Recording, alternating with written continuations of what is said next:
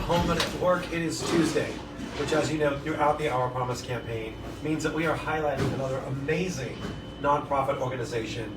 Today is no different, and in fact, today comes with delicious food. I am joined by Nilda Valmores with My Sister's House and My Sister's Cafe, which is where we are today. Nilda, thank you so much for being with us today. We really appreciate it. Thanks for being here.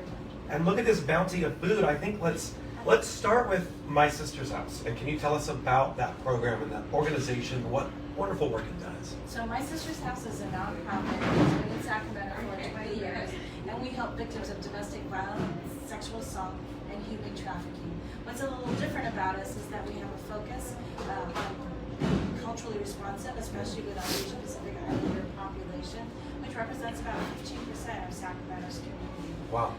And then also what's different about us is that we really believe that it's important for survivors to get back on their feet financially so that they can live a life free of abuse. That's a beautiful mantra. And when you talk about 15% of the regional community being comprised of API folks, I would imagine that within that community there are specific needs when it comes to issues like domestic violence and assault. Yes, and there are needs, and then there are also barriers too, right, that prevent some of our survivors from getting the assistance that they need. And some of the needs are like basic language needs, right? That they need someone who can understand their story, understand their customs without having to explain everything. The other needs are like sometimes can be just like food, religion, and customs. So there are many needs that make it harder for them to access help. Absolutely. And it sounds like what your organization is doing is really meeting the members of that community where they are. What are some of the services that you might provide in addition to helping them with language and helping them financially sort of get back on their feet? Are there some other services that the organization provides? Yeah, we provide a continuum of services to help survivors. Everything from outreach and education to help prevent the issue from occurring in the first place, or for people to begin to identify that they have an issue or that their loved one has an issue, right? And then we have a 24/7 multi-lane helpline. Wow. And then we also have a shelter and housing programs, so including an emergency shelter and transitional shelters. And finally, we have what we call our Willing to Work program, and that includes everything to help survivors really become independent to deal with what happens after they leave their emergency housing situation, after they leave shelter. And so that includes other services, counseling, job training, job preparation, and other resources and referrals. So again, we believe it's a broad continuum of services to help with the issue, depending on where someone's at.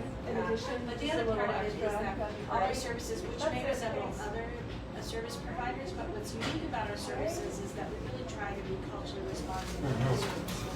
So, for instance, our shelter is purposely like 6 beds because we feel it's very hard, and our feedback from some of our, especially our immigrant survivors, was that it wasn't a place for them to go for a bigger place, which even if we were operating, would seem more institutional.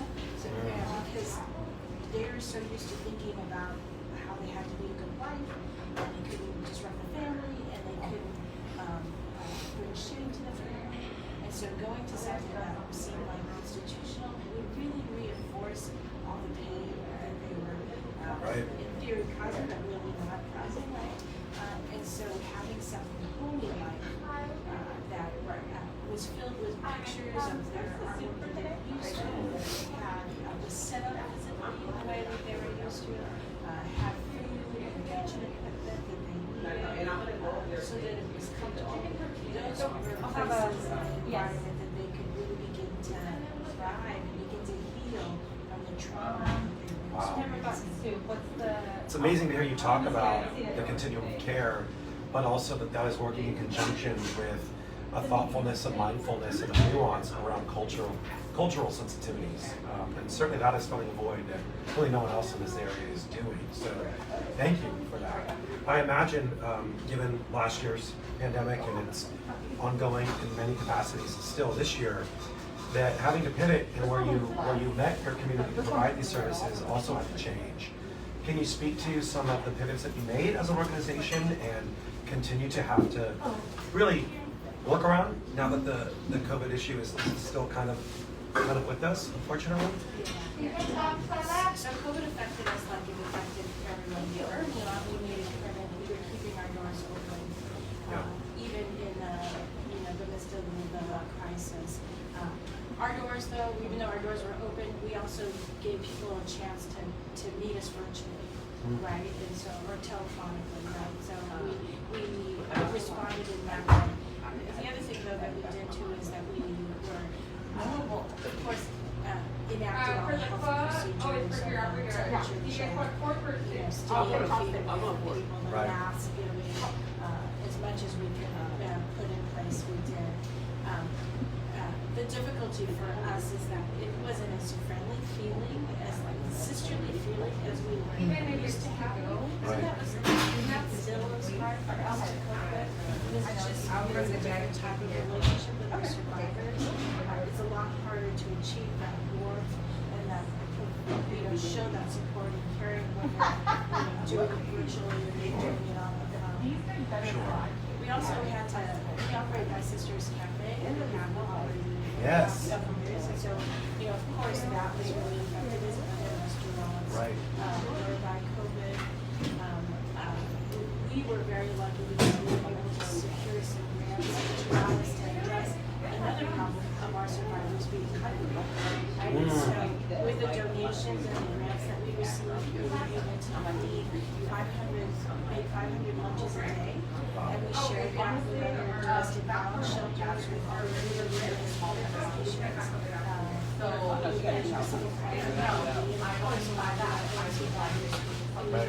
So that they have like a sandwich and chips and fruit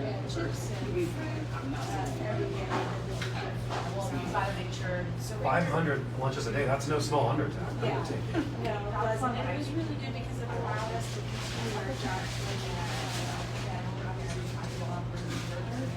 And you mentioned the cafe, and here we are, and we're seeing a beautiful bounty of various dishes.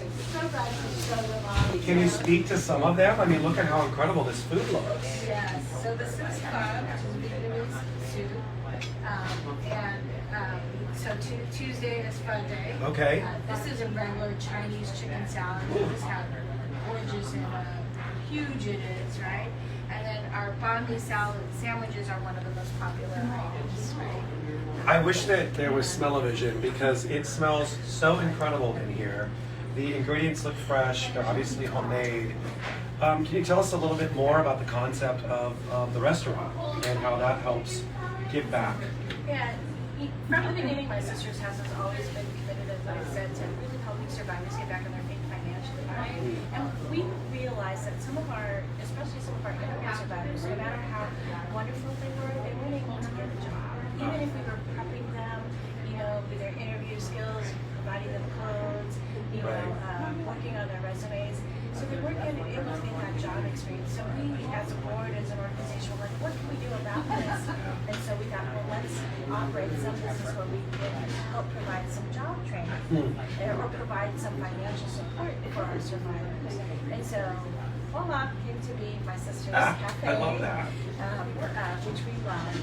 And it's also a great meeting place for people to learn about My Sister's House and our services and the issue of domestic violence too. Absolutely. It's a beautiful location. We'll post some photos along with the video. But there's a ton of artwork in here, some done by API artists. And some by Wisdom Art. Wow. Our great partners. And so that part's been great. They're located here centrally on Capitol Mall in Sacramento with gorgeous views of the Capitol. So that's also 455 Capitol Mall. 455. And we do catering and delivery too for It's truly incredible, and this is a perfect example of the continuum of care that you speak to, right? Really putting your resources where your philosophy is, right? And helping getting these survivors back to work. We talk about programs like Our Promise. What does partnering with an organization in a campaign like Our Promise and the potential donations and revenue that it could mean for both, My Sister's House and My Sister's Cafe, what does that mean to you? Oh my gosh, that support, that financial support means so much, and especially during this COVID period where we've had to cancel some of our fundraisers, and in our fundraisers, we've not made up the difference. Right. They've been successful, but they've not made up the difference, and so that financial support is really helpful.